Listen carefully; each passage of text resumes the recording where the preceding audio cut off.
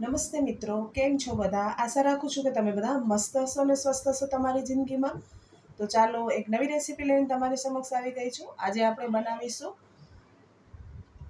Mango ફ્રૂટીની recipe. તો ચાલો બનાવવાની શરૂઆત કરીએ. તેના માટે મેં એક પાકી કેરી લીધી છે અને એક લીધી છે મેં 50% જેટલી પાકેલી હોય એટલી કેરી લીધી છે. તમે ચાહો તો એક કેરી કાચી લઈ શકો છો અને ચાહો તો એક કેરી હોય તે પાકી લઈ શકો છો. કેરીને આપણે પહેલાં ધોઈ લેવાની છે, લૂછી લેવાની છે અને પછી અંદરનો જેટલો પલ્પ હોય તે કાઢી લેવાનો છે. તમે જોઈ શકો છો એક કેરી છે એકદમ સરસ પાકી જ લેવાની છે. મીઠી હોય તેવી કેરીનો ઉપયોગ કરવાનો છે. તો જે આપણે ફ્રૂટી બનાવશું તે એકદમ સરસ બનશે અને બહારથી પણ બહુ જ સારી બનશે, તે મારી ગેરંટી છે. હવે જે આ પલ્પ છે તે બધા પલ્પને આપણે આવી રીતે ચમચીની મદદથી કાઢી લેવાનું છે.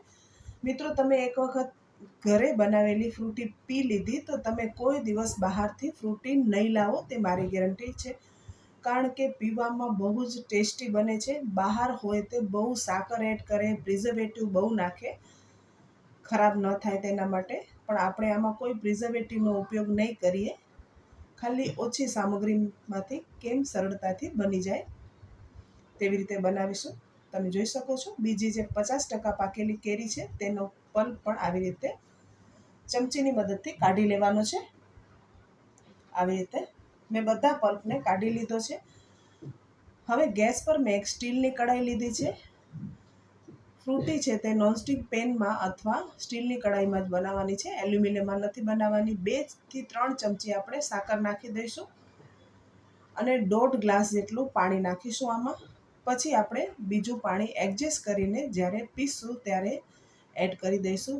ગેસની ફ્લેમ છે તે ફાસ્ટ રાખીશું અને કેરીને સરસ રીતે ચડવા દેવાની છે. કારણ કે જે પાકી કેરી છે તે જલ્દી ચડી જશે, પણ જે 50% પાકેલી કેરી છે તે જલ્દી નહીં ચડે. તમે જોઈ શકો છો કેરી છે હવે સોફ્ટ થવા લાગી છે. આપણે ચેક કરી લેવાની. એકદમ નરમ થઈ જાય પછી ગેસની ફ્લેમ બંધ કરી અને તેને ઠંડુ કરી લેવાનું છે. મેં મિશ્રણને ઠંડુ કરી લીધું છે. હવે મિક્સરનો જે મોટો વાળો જાર આવે તે લેવાનો છે અને તેને સરસ રીતે પીસી લેવાનું છે. હવે નીચે કોઈ મોટું વાસણ રાખી, સ્ટ્રેનર રાખી અને આપણે આ જે પલ્પ આપણે કેરીનો કાઢ્યો તેને આવી રીતે ગાળી લેવાનો છે. ઉપરથી પાછું મેં 1 ગ્લાસ જેટલું પાણી એડ કર્યું છે.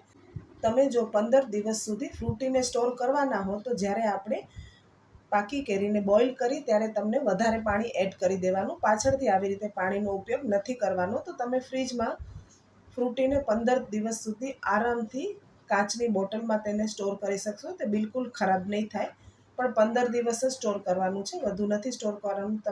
15 દિવસ સુધી ફ્રૂટી છે તે ફ્રીજમાં બિલકુલ ખરાબ નહીં થાય અને એવો ને એવો જ ટેસ્ટ રહેશે. હવે થોડું હું પાણી ઓર નાખી રહી છું, મને હજી ઘાટી લાગે છે એટલે.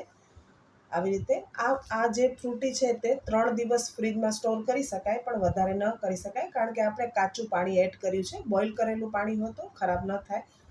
ફ્રૂટી આપણી રેડી છે. તમે જોઈ શકો છો તેનું ટેક્સચર કેટલું સરસ આવ્યું છે અને પીવામાં પણ બહુ ટેસ્ટી બની છે. તો મિત્રો, તમને મારી આ ફ્રૂટીની રેસીપી કેવી લાગી કમેન્ટ કરીને મને જરૂરથી કહો.